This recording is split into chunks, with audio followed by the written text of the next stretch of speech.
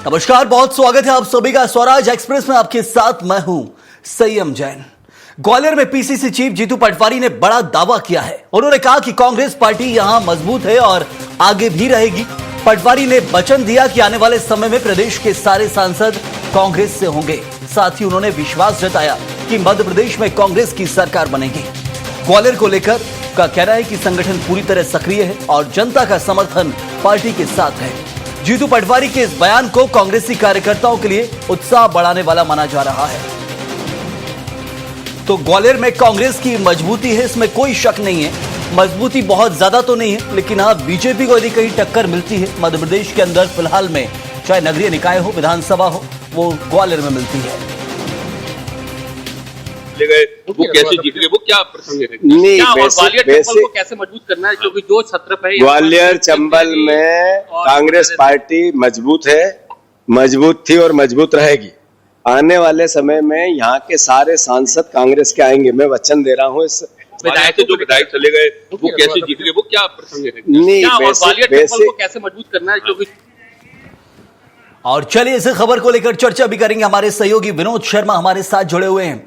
विनोद, इसमें कोई शक नहीं है कि ग्वालियर और आसपास का जो इलाका है वो कांग्रेस के लिए एक मजबूत किला था, और अभी जो जीतू पटवारी का बयान है वो कह सकते हैं कार्यकर्ताओं के लिए उत्साहवर्धन के लिए है। लेकिन इतना दावा जरूर कर रहे हैं कि आने वाले समय में अब कांग्रेस और मजबूत होगी और पूरी तरह से सारी सीटें आसपास के क्षेत्र में जहां कांग्रेस पार्टी की होगी। बिल्कुल, देखिए, कमलनाथ सरकार बनी थी तो उसमें बहुत कुछ योगदान ग्वालियर चंबल अंचल का था, और इसके बाद जब ज्योतिरादित्य सिंधिया कांग्रेस छोड़कर बीजेपी में चले गए तो ग्वालियर चंबल अंचल में कहीं ना कहीं कांग्रेस कमजोर हुई थी। और यही कारण है कि ग्वालियर चंबल अंचल की जो सीटें थी, लोकसभा की सीटें, चाहे वो मुरैना की बात करें, भिंड की बात करें, ग्वालियर की बात करें, इन सीटों पर बुरी तरह से कांग्रेस हारी थी और उनका एक भी प्रत्याशी सीटों पर नहीं जीत पाया था। यही कारण है कि जो कार्यकर्ता है उसमें जोश भरने के लिए जो जीतू पटवारी है, उन्होंने साफ तौर पर कहा कि मैं आप लोगों के सामने वचन देता हूं और इस बात को कहता हूं कि अगले लोकसभा चुनाव में जितनी भी ग्वालियर चंबल अंचल की सीटें हैं वो पूरी की पूरी सीटें कांग्रेस के खाते में आएंगी। और उन्होंने ये भी दावा किया कि इस तरीके से कांग्रेस संगठन को मजबूत करने के लिए लगातार हम लोग प्रयास कर रहे हैं। आने वाले समय में और भी ज्यादा मजबूत होगी। साथ ही उन्होंने ये भी कहा कि जब हमारे यहाँ से कोई व्यक्ति पार्टी को छोड़कर जाता है तो उस व्यक्ति में इस बात का कहीं ना कहीं भय जरूर होना चाहिए कि संगठन की वजह से उसकी शक्ति है और संगठन सर्वोपरि है। तो इस तरह का काम किया जाए कि हमारे यहाँ से जो भी जाए उसको ये आवाज हो कि हमने संगठन छोड़कर गलती की है। उन्होंने ये भी कहा कि जब कमलनाथ सरकार को छोड़कर जब कुछ विधायक ग्वालियर चंबल अंचल के ज्योतिरादित्य सिंधिया के साथ चले गए तो बेहद दुख की बात थी कि वो दोबारा से कैसे जीत गए। तो संगठन को इस तरह से मजबूत किया जाना चाहिए कि वो दोबारा दूसरी पार्टी में जाकर नहीं जीत पाए। इस तरह का उन्होंने दावा किया जीतू पटवारी ने। बिल्कुल विनोद, लेकिन ज्योतिरादित्य सिंधिया जब 2020 में कांग्रेस को छोड़कर बीजेपी में गए थे तो ये कहा जा रहा था कि बहुत सारे नेताओं को अपने साथ ले गए। उसके बाद जो चुनाव हुए, चाहे नगरीय निकाय सबसे पहले चुनाव हुए हमने देखा, और उससे पहले उपचुनाव हुए थे, उन सब में कांग्रेस पार्टी को एक बढ़त मिल रही थी। विधानसभा चुनाव में बराबर की टक्कर थी और लोकसभा चुनाव तो एक तरफा हो गए, लेकिन उसमें भी यदि हम वोट का परसेंटेज निकालें तो कड़ी टक्कर यदि मध्य प्रदेश में मिलती है तो ग्वालियर चंबल में मिलती है। क्या जो किला है कांग्रेस का वो वाकई अभी भी मजबूत है उतना ही? क्योंकि वहां की राजनीति पार्टियों से ज्यादा नेतृत्व के ऊपर डिपेंड करती है। वहां जो चेहरा है वो बार बार सबसे ज्यादा दल बदल भी कहीं होता है तो ग्वालियर चंबल क्षेत्र में होता है।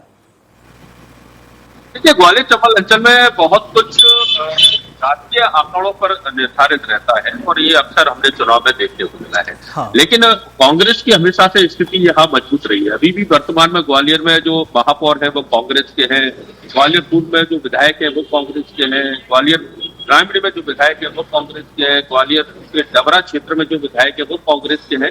तो कांग्रेस काफी मजबूत स्थिति में है। अगर हम बात करें प्रद्युम्न सिंह तोमर की, और जो तमाम जो लोग थे वो कहीं ना कहीं कांग्रेस से ही बीजेपी में पहुंचे हैं, और वो आज चुनाव भले ही जीत गए हो, लेकिन कांग्रेस की जो एक गढ़ था ग्वालियर चंबल अंचल, पहले माधवराव सिंधिया जो थे वो एक अपने आप में इस क्षेत्र को पूरे को मजबूत रखे हुए थे।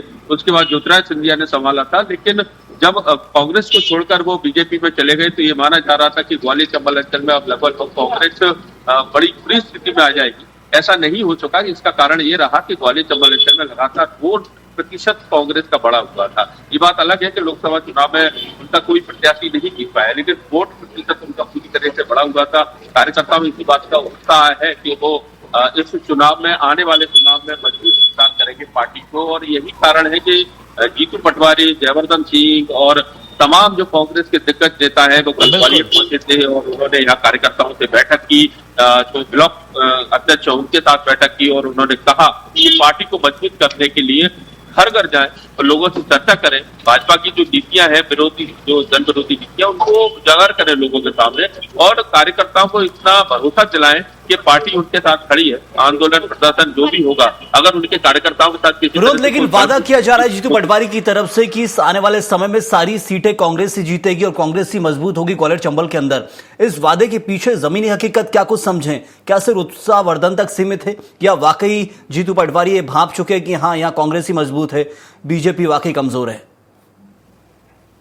देखिए, इसको जीतू पटवारी का उत्साहवर्धन तौर पर ही भाषण कहा जाएगा, बयान किया जाएगा। हाँ। क्योंकि अगर मजबूती की हम बात करें तो कांग्रेस मजबूत तो है, इसमें कोई दो राय नहीं है, लेकिन कांग्रेस में जिस तरह से धड़े अभी भी बटे हुए हैं, कांग्रेस में जो भीतरी वर्चस्व की लड़ाई चल रही है वो साफ तौर पर देखने को मिलती है। इसके साथ साथ जो अंचल के बड़े नेता गोविंद सिंह कहे जाते थे, तो गोविंद सिंह को लेकर भी जिस तरीके से उनके मकान को लेकर प्रशासन सख्त हुआ था, तो उनके भी तेवर कहीं ना कहीं ठंडे पड़ गए। एकमात्र नेता सतीश सिकरवार इस समय अंचल में कह सकते हैं कि कांग्रेस की एक रीढ़ की हड्डी मानी जा सकती है। अशोक सिंह कांग्रेस के जो राज्यसभा सांसद है वो मजबूती प्रदान करें, तो इस तरह से एक प्रदेश अध्यक्ष का बयान भी होता है कि अपने कार्यकर्ताओं में उत्साहवर्धन जब किया जाता है, अपने जो पदाधिकारी हैं उस उत्साहवर्धन करने के लिए उन्होंने कहा कि मैं वचन देता हूँ कि इस बार कांग्रेस जीतेगी। आपको याद हो कि फूल सिंह बरैया ने भी कहा था एक बार कि मैं अपना मुंह काला करा लूंगा अगर भाजपा चुनाव जीतती है।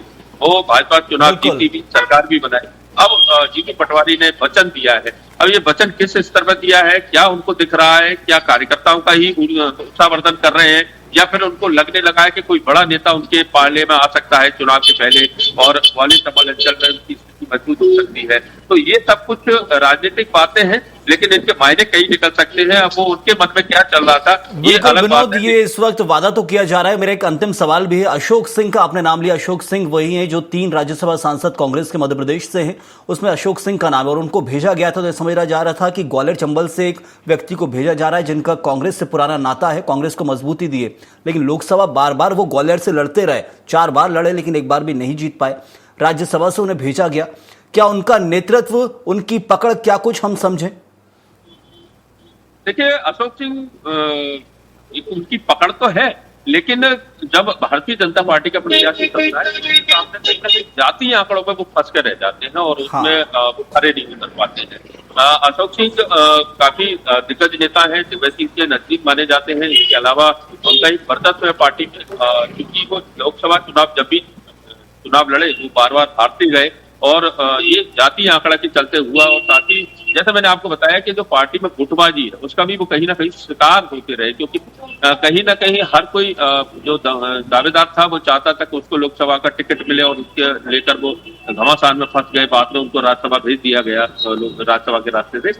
अब चूंकि पार्टी ये चाहती है कि जितने भी उनके पार्टी के जो पदाधिकारी हैं और जितने भी जनप्रतिनिधि हैं इस अंचल के, वो एकजुटता के साथ रहे। आपको याद होगा रामनिवास रावत का जो चुनाव, जो रामनिवास रावत का जब अभी चुनाव हुआ था उसमें जो यहाँ के सतपाल सिकरवार और सतीश सिकरवार बाकायदा विजयपुर विधानसभा सीट पर रहे और उन्होंने रामनिवास रावत जो कि मंत्री भी थे, वन मंत्री थे, उनको हराने में पूरी भूमिका अदा की। एक उनकी जो कांग्रेस की पारंपरिक सीट थी, लेकिन वो बीजेपी से लड़े थे, हार गए। उनका एक बड़ा वर्चस्व है उस इलाके में रामनिवास रावत का। तो इससे जो कांग्रेस के कार्यकर्ता है उनमें उत्साहवर्धन इस बात का है कि उनकी ये पारंपरिक सीट है। डबरा की अगर हम बात करें, इमरती देवी जब कांग्रेस में थी तब डबरा से जब भी चुनाव लड़ती थी वो जीतती थी, लेकिन जैसे ही बीजेपी में गए वो पहला चुनाव हारी, दूसरा चुनाव हार गई।